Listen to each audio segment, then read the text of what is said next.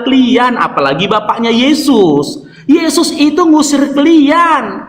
Dia mengusir kalian. Dia manggil dia Tuhan, bermujizat dengan nama dia, bernubuat dengan nama dia, diusir dia. Nih taruhannya, lidahku. Kalau ada satu ayat dalam Bible di mana Yesus berkata, aku menjanjikan surga kepada umat Kristen atau orang-orang yang menyembah kepadaku. Nih potong nih. Umat hayalan saja kalian Ki, dari 2000 tahun yang lalu sampai sekarang. Oke teman-teman, Hayal kok suka kali. ya. Sebentar ya guys ya, sebentar. Oke. Ki, kau ya. dengar nih? Kau dengarnya aku tadi bernarasi? Oh tenang, dengar. Oh, ya. Oke. Teman-teman, di-mute, mulai panik. Teman-teman, ada nggak dengerin Faruk menunjukkan dalil? Kalau memang kata Tuhan makanan pertama penduduk surga, ya sudah. Dan saya tanya, kenapa harus hatikan paus itu? Kenapa harus hatikan paus? Terus kau framing, kami menikah dengan monster, dengan domba.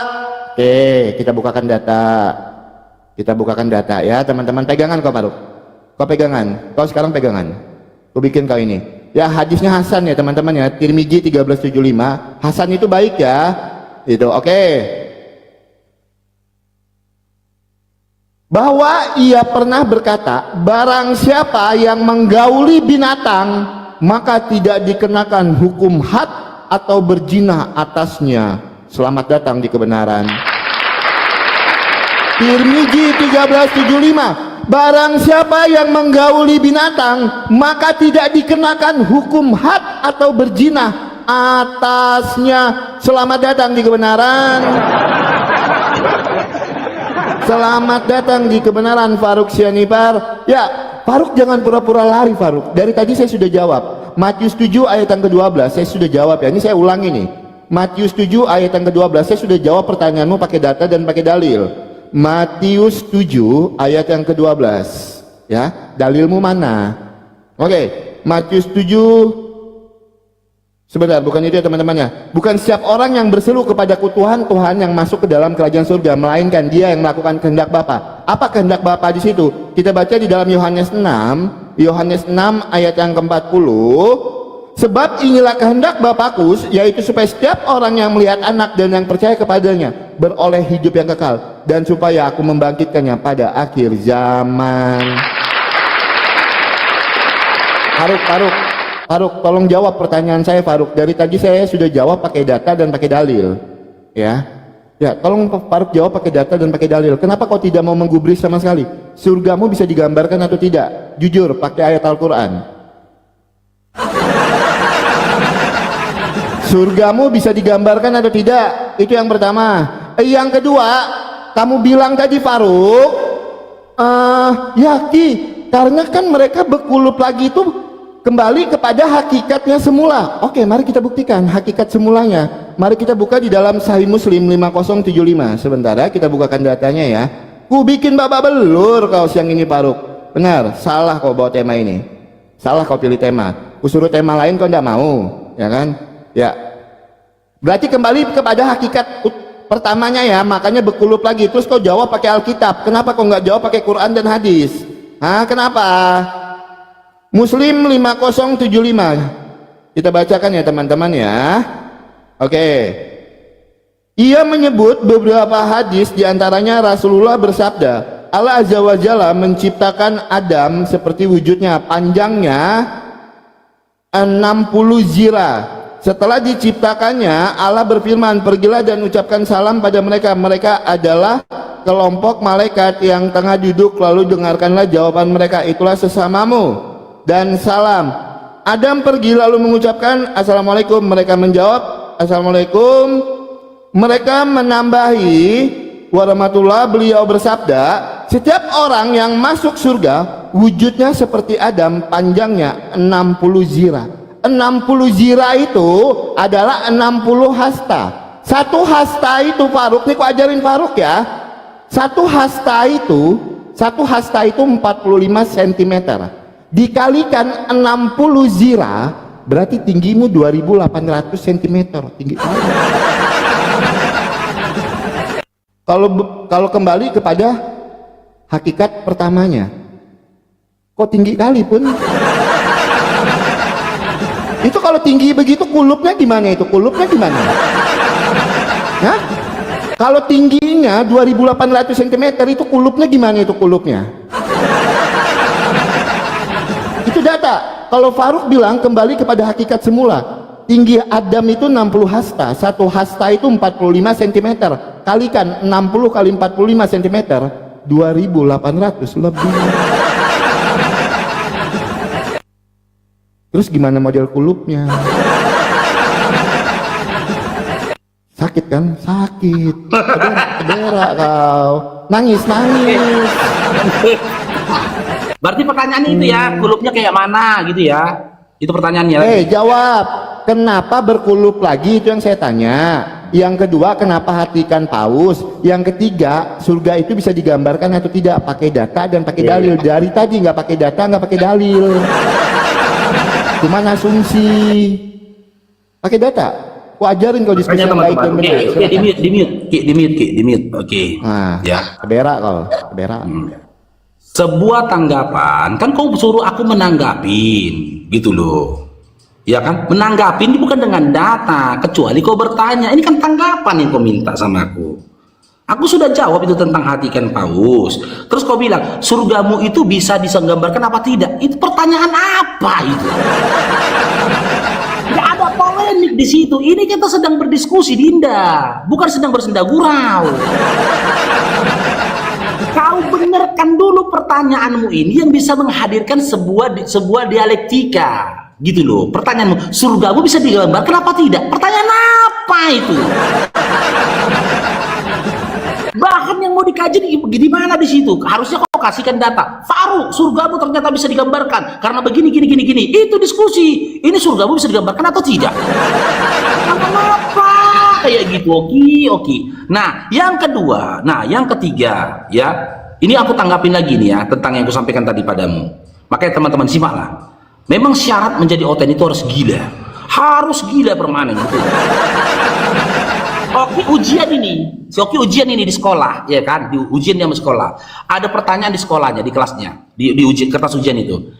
Siapa yang telah memberikan janji surga kepada iman Kristen? Dijawab sama si Oki. Ini ujian si Oki. Ya kan? Oki ujian. Siapa yang menjanjikan surga kepada iman Kristen? Dijawab sama si Oki. Sebab inilah kehendak Bapakku, supaya setiap orang yang melihat anak dan yang percaya kepadanya beroleh hidup yang kekal, dan supaya aku membangkitkan pada akhir zaman. Fix gila katanya. Kau dibilang gurumu gila ini, gila. Yang kutanyakan siapa? Kau kasih datanya harus 6 nomor 40, fix gila. Makanya aku bilang mungkin syarat jadi oten itu harus gila permanen. Terus kau tanyakan, Faruk, kalau tinggimu sampai 2000 cm lebih, nah sebesar apa kulupnya? Yang jelas besar Ki. Sebesar apa? Ya bisa gampar Tuhan kau lah. Tuhan kau paling berapa tingginya? 160 cm, cobalah. Tinggi kali nanti. Jadi aku tinggi segini tuh. Tuhan si Oki di bawahku gini ya. Sesuatu kelebihan itu, suatu kehebatan, malah kok olok-olok. Kalau berkulub aku nanti jumpa sama Tuhan kau, ku angkat kulubku, gampar ke dia, pung, meninggal kedua kalinya, meninggal. Itu kelebihan, nggak perlu itu kau kaji. Itu jadi serangan. Ketika nanti tinggi kami sampai 30 meter, itu kelebihan, bukan sebuah aib. Yang jadi aib itu ketika punya Tuhan kecil. Tinggi kami 30 meter, Tuhan kau 160 cm. Cobalah, nggak malu kau? Nggak malu aku mengatakan mungkin kulupku aja bisa kugunakan untuk gampar dia, pung, meninggal dia gimana? Yang aja Makanya kau di zaman sekarang aja kalau kita ketemu sama orang tinggi besar, oh mak tinggi kali kawan ini kan gitu. Kita tengok, kita yang kecil ini kan agak nunduk gini sama orang tinggi. Kenapa kau bawa jadi polemik itu, Dinda? Dinda nggak didengarkannya kita ini. Nggak jadi persoalan itu. Memang begitulah kami nanti ditetapkan Allah ketika di hari berbangkit nanti. Ukuran visi kami seperti itu. Harusnya itu jadi gambar, itu tamparan bagi kalian teman-teman. Itu jadi pemikiran bagi kalian. Ketika umat Islam aja dibangkitkan tingginya sampai 30 meter, ya kan? Berarti lebih tinggi mereka daripada Tuhanku katanya. Cobalah, kena injak bisa dia kena injak. Tolonglah, Ki. Ketika aku bertanya kepada teman-teman Kristen, jangan berikan jawaban orang gila. Yang kutanyakan di awal match tadi, siapa yang menjanjikan surga kepada iman Kristen? Siapa? Kalau memang Yesus, di mana datanya Yesus mengatakan, aku menjanjikan surga kepada iman Kristen, atau kepada orang Kristen, atau pengikut Kristus, atau orang-orang yang menuhankan dan menyembah kepadaku. Tolong Ki, jangan gunakan jawabannya orang gila. Silakan Ki. Oke, teman-teman. Siap, teman-teman. Sebentar ya, guys. Keras sekali Ki ya. Oke, silakan. Oke. Kena hantam kulub dia, Bah. Ya, teman-teman. Inilah ketika Farouk tidak mampu menjawab. Apa korelasinya, Oki? Tanggapan atau bertanya? Jadi saya tidak harus menunjukkan data. Dari tadi kan kamu minta saya tanggapi. Tuli atau pura-pura tuli? Farouk, jawab pertanyaan saya. Saya tidak ngomong. Farouk, pendapatmu seperti apa? Kalau nggak mampu jawab, ngomong, Pak. Ngomong. Sejak kapan saya minta pendapatmu? Enggak penting pendapatmu. Logikanya nggak nyampe. Makanya yang saya minta data dan dalil. Saya bertanya, surgamu bisa digambarkan atau enggak? Memanglah. Aku bantu kau menjawab. Aduh, aku ajarin kau cara diskusi. Surat As-Sajdah ayat yang ke-17. Tidak seorang pun mengetahui apa yang disembunyikan untuk mereka berupa macam-macam nikmat yang menyenangkan hati sebagai balasan terhadap apa yang mereka kerjakan. Kan ini tidak ada yang tahu nih Farouk. Di dalam surat As-Sajdah ayat yang ke-17. Begini diskusi. Ini namanya diskusi. Jangan kau dari tadi nggak mau nunjukin ayat ini karena kau ketakutan. Pertanyaan saya, tidak seorang pun mengetahui apa yang disembunyikan untuk mereka berupa macam-macam nikmat. Pertanyaan saya, kenapa tahu? Perawan lagi. Kenapa tahu? Kenapa tahu juga? Makanan pertamanya hatikan paus. Kenapa? Itu pertanyaannya di situ. Kau nggak mau jujur, cuman modal framing, ku ajarin kau berdiskusi,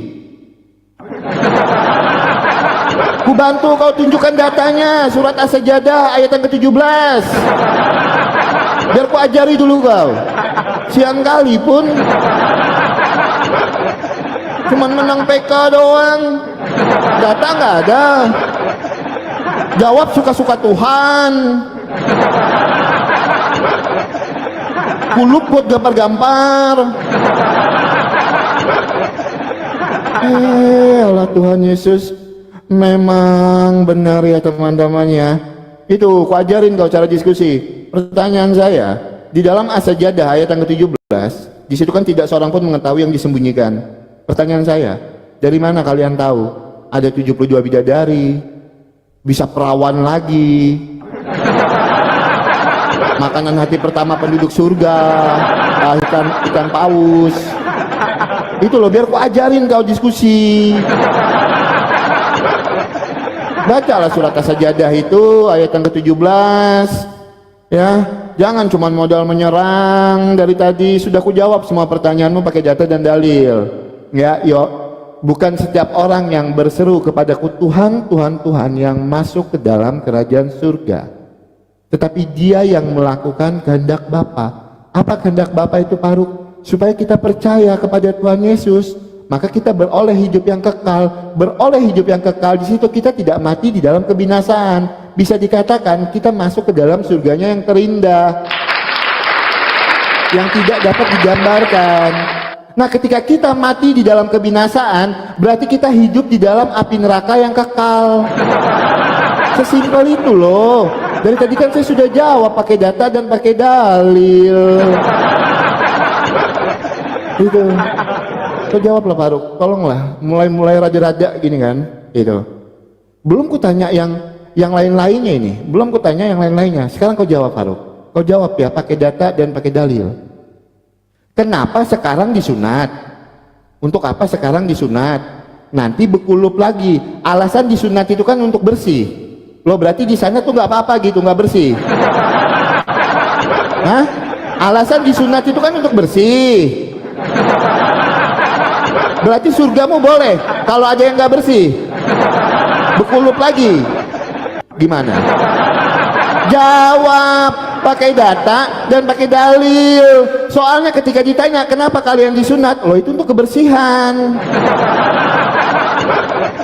Loh kenapa tiba-tiba berkulup lagi di sana? Berarti boleh kalau nggak bersih masuk ke surga. Jangan nangis. Saya minta maaf, bukan menghujat.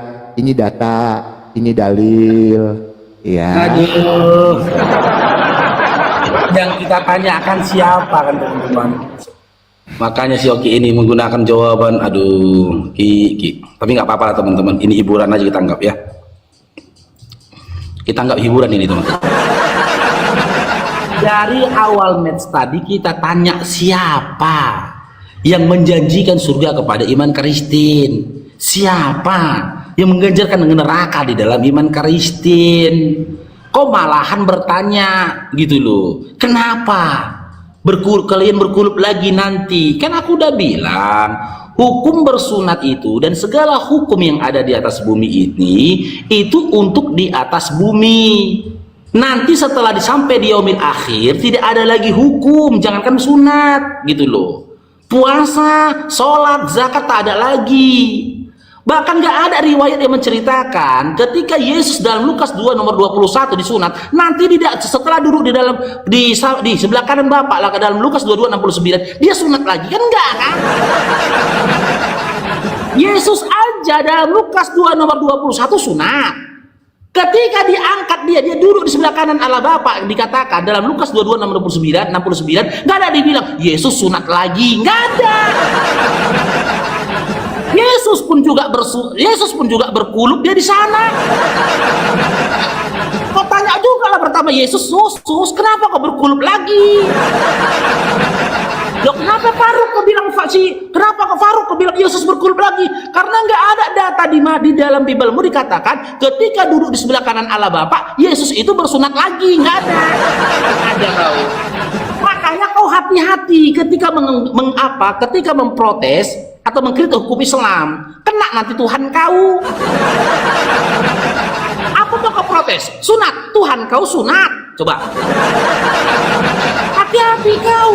Derajat kami umat Islam ini setara sama Tuhan kau. Tuhan kau sujud, kami sujud. Tuhan kau puasa, kami puasa. Udah kemana-mana nih diskusi kita ini. Coba udah kemana-mana udah. Derajat umat Islam itu setara sama Tuhan kau, bahkan lebih tinggi kami daripada Tuhan kau. Apa dalilnya Faruk? Surah Ali Imran ayat 110. Kalian umat Islam adalah umat yang terbaik yang pernah dilahirkan untuk manusia. Jangan macam-macam kau mau mengkritik hukum dalam Islam, kena Tuhan kau nanti. Terus yang kedua, ketika dia membawa dalam surah As-Sajdah, ya di ayat 17 tadi, janganlah kau potong-potong ayatnya Dinda. Aduh. Kau baca di ayat selanjutnya, nih. Konteks ayat itu tidak sesuai dengan hawa nafsumu. Nih Ini ayat 17-nya kan, tidak seorang pun mengetahui apa yang disembunyikan untuk mereka berupa macam-macam nikmat yang menyenangkan hati sebagai balasan terhadap apa yang selalu mereka kerjakan. Ayat 18-nya, apakah orang mukmin sama dengan orang fasik, orang kafir? Mereka tidak sama, kata Allah. Siapa yang memberikan informasi tentang gambaran surga tadi? Ya Allah langsung. Ini lalu Allah katakan, ini gambaran surga yang disampaikan oleh Allah. Adapun orang-orang yang beriman dan mengerjakan amal soleh, mereka akan mendapatkan surga-surga sebagai tempat kediaman, sebagai balasan atas apa yang selalu mereka kerjakan. Allah yang memberikan gambarannya. Lanjut. Adapun orang-orang fasik, orang kafir, kan informasi dari Allah ini. Lanjutnya ini. Tempat kediaman mereka adalah neraka. Yang menggambarkan siapa? Allah yang memberikan gambarannya. Makanya jangan kau potong-potong. Nggak bisa Ki. Ayat Quran kau potong-potong sama kami langsung tahu. Oh, dipotong si Oki ayatnya bang. Ngeri di Soki ini bang. Karena apa? Kami bukan umat Kristen yang jijik nengok Bibelnya, enggak. Kami sholat 5 waktu aja baca Quran. Setelah kami sholat, kami baca lagi mushaf Quran kami dari surah Al-Fatihah sampai surah An-Nas. Setiap umat muslim kalau kau tanya berapa kali kau sudah khatam baca Quran, kau baca Quran dari surah Al-Fatihah sampai surah An-Nas sudah berapa kali kau khatam Faruk? Lupa. Aku udah banyak kali, udah beberapa kali lupa aku. Biar kau tahu. Mau kau potong-potong pula ayat Quran kami? Nggak bisa Dinda. Silakan Ki dijawab Dinda ya. Siapa yang telah menjanjikan surga kepada iman Kristen dan siapa yang memberikan ganjaran neraka kepada umat Kristen? Jangan malu Ki, jangan malu, jangan sampai abangmu ini yang bukakan datanya Ki, silakan. Ya, dari awal net sampai detik ini tolong jangan gunakan jawabannya orang gila Ki ya, jangan ya. Ini belum datang aja ini abangku ini. Mana abangku ini? Bang. Abangku, adik Oke, UPK silakan nih, di-mute. Bang. Tunggu aku panggil abangku Silakan dulu, di-mute. Bang. Adik UPK, Bang. Ya, silakan di-mute. Ya, teman-teman, memang kalau berdiskusi dengan mereka ini, standar ganda itu wajib. Jangan kau potong-potong ayat Quran. Kau pun potong-potong ayat Alkitab dari tadi.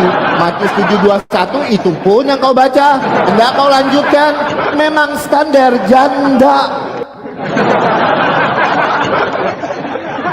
Kalau jujur Faruk, kau udah babak belur dari tadi. Makanya aku bilang, kalau diskusi itu jangan standar janda.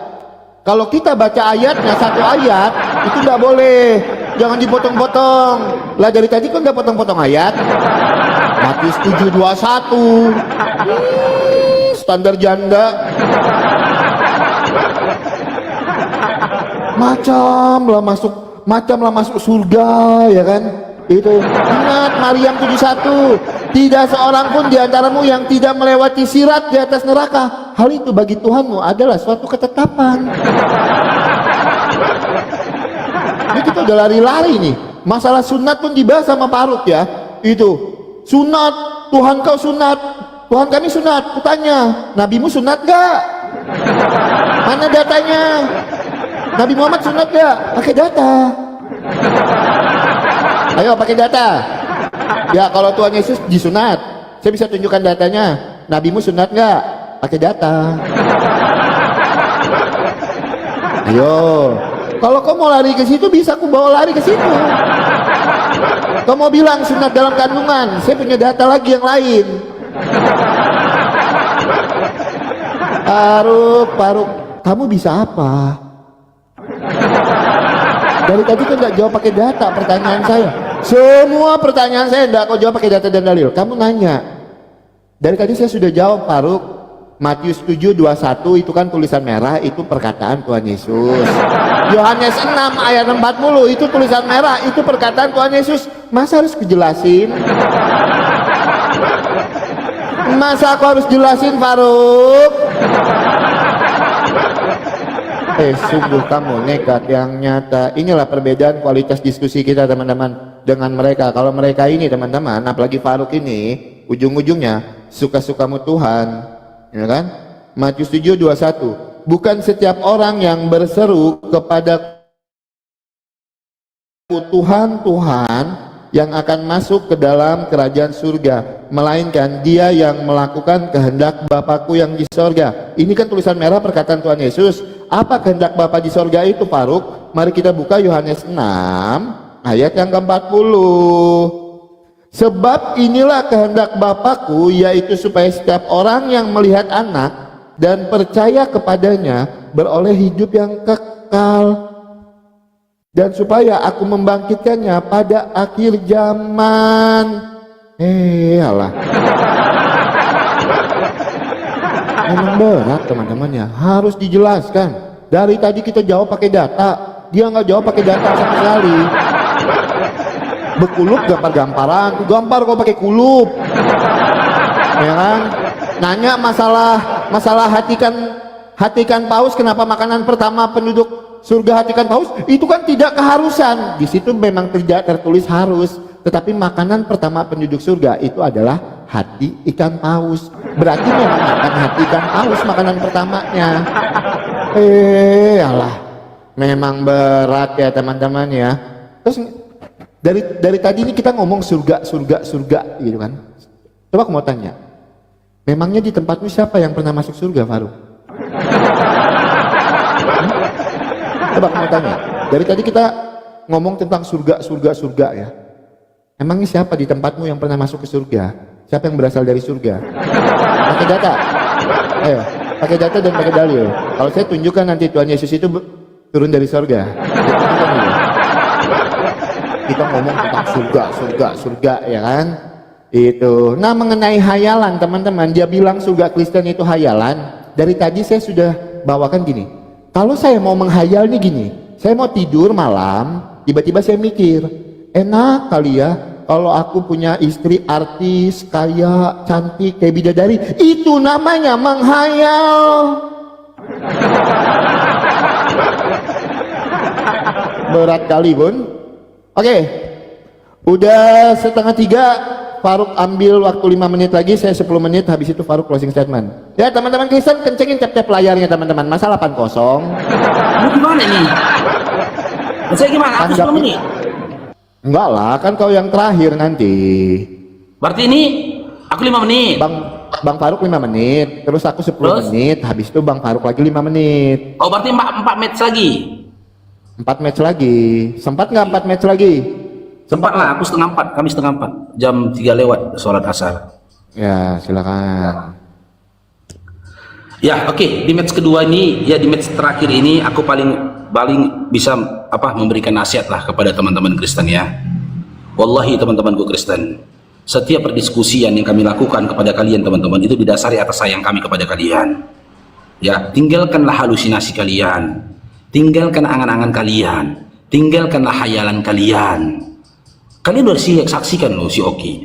Dari match pertama sampai detik ini, aku tanya sama dia loh, siapa yang menjanjikan surga bagi iman Kristen? Siapa? Gitu loh. Ketika ditanya, dia kasih data ini. Ingat ya teman-teman ya. Kalau Islam ditanya, siapa yang menjanjikan surga kepada iman Islam? Allah. Di mana data? Surat Fussilat ayat 30, surah Al-Bayyinah, jelaskan. Allah. Ini begitu ditanya, siapa yang menjanjikan surga kepada iman Kristen? Oke, Matius 7 nomor 21. Kita bacalah. Ini teman-teman ya. Matius 7 nomor 21 kata Oki. Ini bacalah teman-teman. Sinkron nggak pertanyaan sama jawabannya teman-teman? Makanya aku bilang, syarat jadi apologet Kristen itu harus gila, harus gila dan nggak tahu malu. Itu syarat. Itu syaratnya. Makanya teman-teman nengok syok, ini gila ini, gila. Itu syaratnya. Gila dan nggak tahu malu. Ketika ditanya sama si Oki, siapa Ki yang menjanjikan surga pada iman Kristen? Dikasihnya jawaban yang penuh kegilaan. Nah, ini nyambung pun enggak? Bukan setiap orang yang berseru kepadaku Tuhan akan masuk ke dalam kerajaan sorga, melainkan dia yang mengikuti kehendak Bapakku yang di sorga. Jadi siapa yang menjanjikan surga bagi iman Kristen? Siapa? Enggak ada di sini kata-kata Kristen. Nggak ada kata-kata Kristen gitu loh. Nggak ada kata-kata pengikut Kristus. Nggak ada kata-kata penyembah Yesus gitu loh. Jangan kasih jawaban orang gila, Ki. Kau capek kau kuliah, habis uang kau buat kuliah. Masa nggak bisa kau ngelawan anak SMA? Kegilaanmu aja kau tunjukkan. Selanjutnya dikasihnya lagi datanya. Oke, siapa yang memberikan surga kepada iman Kristen? Dikasih oke, Yohanes 6 nomor 40. Inilah pertanyaan dulu teman-teman ya, biar kalian bisa takar nih, kalian bisa simak ini kegilaannya si Oki ini, teman-teman. Oki, siapa yang menjanjikan surga kepada iman Kristen? Sebab inilah kehendak Bapakku, yaitu supaya setiap orang yang melihat anak dan yang percaya kepadanya beroleh hidup yang kekal, dan supaya membangkitkannya pada akhir zaman. Fix gila. Inilah salah satu buktinya, syarat jadi Kristen dan syarat jadi apologet Kristen harus matikan akal dan menebalkan muka. Akal dan muka ini harus ditebalkan. Teman-teman kan bisa nilai kan, nggak nyambung kan kawan-kawan, nggak nyambung. Makanya teman-temanku muslim, jangan pernah kalian bermimpi menjadi apologet Islam, jangan teman-teman, jangan. Biar teman-teman yang dihadapin orang gila kayak gini, jangan bang. Aku kalau bukan karena tanggung jawab tentang apa yang kumiliki bang, nggak mungkin aku jadi apologet Islam bang. Yang dihadapin orang gila bang. Pagi, siang, sore bang, yang kami hadapi orang gila. Siapa apologet Kristen yang gak gila? Semuanya gila. Gila bang. Dari 2 jam kami ini ngobrol ini bang, diskusi bang, gak nyambung. Kita kalau ketemu teman saja lah, kita tanya sama kawan kita, bro, siapa yang ngasih kau rokok? Oleh karena itu, pada suatu ketika, dialah yang telah berjanji tentang aku. Fix gila. Gila kan? Sebuah pertanyaan yang diawali dengan kata siapa harus menyebutkan nama. Siapa yang kasih kau rokok? Si Fulan. Ini ditanya siapa yang kasih kau rokok? Jadi pada waktu ketika itu, jadi teman-teman, kalian saksikanlah teman-teman ya, betapa lelahnya kami menjadi apologet Islam ini teman-teman. Kenapa lelah Faruk yang dihadapin orang gila? Setiap apologet Oten itu gila. Kalau si Oki nggak gila, nggak mungkin dia ngasih. Ketika ditanya siapa yang menjanjikan surga dalam iman Kristen Oki, nggak mungkin dia jawab Matius 7 nomor 21, Yohanes 6 nomor 40. Kalau nggak gila dia nggak mungkin kasih data itu dia. Gitu loh teman-teman. Jadi mohon teman-teman muslim ya, doakanlah kami supaya ketika kami diskusi sama orang gila, kami nggak ikut-ikutan gila. Udah ada lagi. Ya 10 menit ya teman-teman ya. Oke. Jangan sampai ya, kalah PK kita teman-teman ya. Jaga, jangan sampai kalah PK kita. Oke. Ya, saya mau tanggapi dulu sebelum kuhabiskan kau baru. Ya, kubal-bali kau di sini. Kau dengar baik-baik ya. Siapa yang menjanjikan surga di dalam iman Kristen? Yohanes 6 ayat yang ke-40. Sebab inilah kehendak Bapakku, supaya setiap orang yang percaya kepada anak beroleh hidup yang kekal. Kan sudah jelas siapa yang menjanjikan surga di situ, Faruk? Inilah kehendak Bapakku. Siapa yang menjanjikan surga, Faruk? Bapakku. Lihat Faruk, sebab inilah kehendak Bapakku, supaya setiap orang yang percaya kepada anak beroleh hidup yang kekal. Hidup yang kekal itu masuk ke dalam kerajaan surga, sedangkan mati di dalam kebinasaan itu masuk dalam api neraka yang kekal.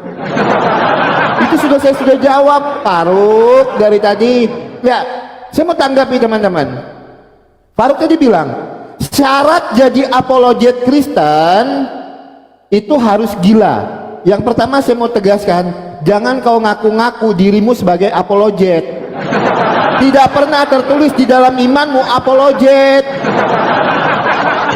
Main klaim. Syarat berdiskusi dengan mereka ini teman-teman, kita harus banyak-banyak minum Paramek biar tidak longor. Apa buktinya? Kita tanya, Faruk, kenapa pada hari kebangkitan Faruk orang berkulup lagi? Ya karena kulup buat gampar-gamparin muka kau.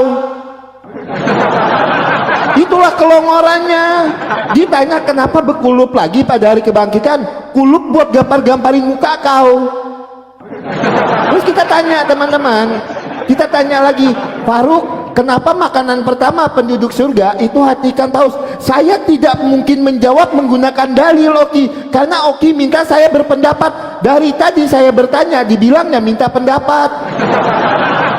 Itulah kelongorannya. Memang sungguh nekat yang nyata kau, Faruk. Kita tanya lagi, kita tekan lagi, Faruk, kenapa makanan pertama penduduk surga, Faruk? Hati ikan paus. Suka-suka Tuhan. Memang kalau berdiskusi dengan mereka ini, teman-teman, jujur ya, lihat tuh, saya minumnya sampai banyak. Karena apa? Saya takut ikut longor. Kita jawab pakai data, dia jawab pakai apa? Suka-sukamu Tuhan. Kulupku nanti kupukul-pukulkan ke muka kau. Apa korelasinya? Itu memang syarat menjadi mereka ini, teman-teman, apalagi si Faruk ini berdiskusi, memang harus longor. Soalnya kalau dia jujur itu tidak mungkin mampu menjawab. Faruk, siapa yang naik ke surga? Pura-pura nggak tahu. Faruk, kamu tadi bilang Tuhan kami disunat, tunjukkan datanya Nabi Muhammad disunat. Nggak tahu. Apa yang kau tahu dari tadi? Apa yang kau tahu dari tadi? Hah? Nggak ada yang kau tahu dari tadi, Faruk. Kurang-kurangilah, tolonglah. Terus dia sok-sokan nih, teman-teman. Sok-sokan apa? Sok-sokan ingin baik.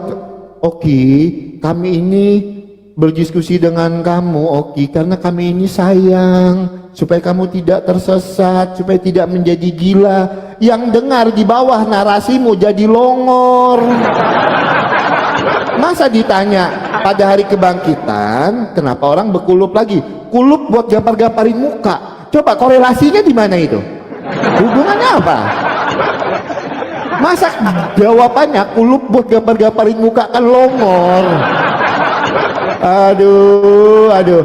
Ya teman-teman, runtuhkan teman-teman. Di match terakhir ini runtuhkan wingnya, biar dia nggak banyak gaya ya teman-teman ya. Gitu. Diruntuhkan dulu wingnya. Sebentar Faruk, sebentar.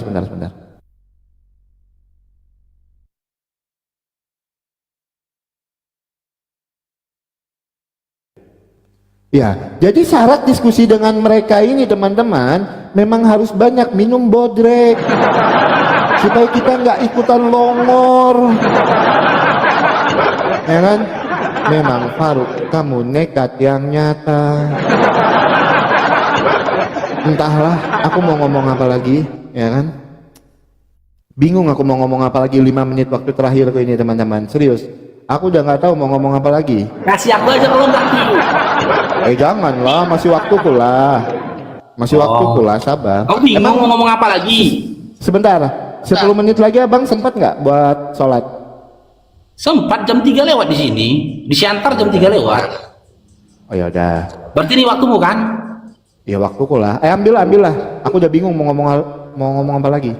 Oh, berarti aku 10 menit. 5 menit. Enak aja. Oh, penutupan ini berarti terakhir ini. Ya, silakan. Oke, ini yang terakhir teman-teman. Ayo dijaga, win kita dijaga teman-teman ya, dijaga teman-teman win kita ya. Oke. Di match yang terakhir ini aku tidak berupaya menyerang iman Oki lagi, saya anggap sudah clear diskusinya. Biar teman-teman yang menyaksikan di bawah menyimak. Ya. Siapa yang bisa mempertanggungjawabkan, membentengi imannya antara kami berdua? Siapa yang memberikan jawaban yang selaras dengan nakli dan juga aklinya itu sendiri, teman-teman, ya.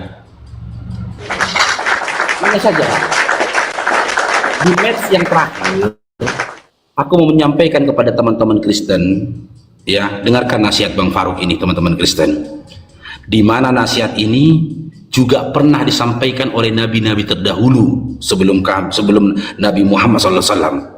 Apa nasihat itu? Jangan kalian mati kecuali dalam keadaan muslim.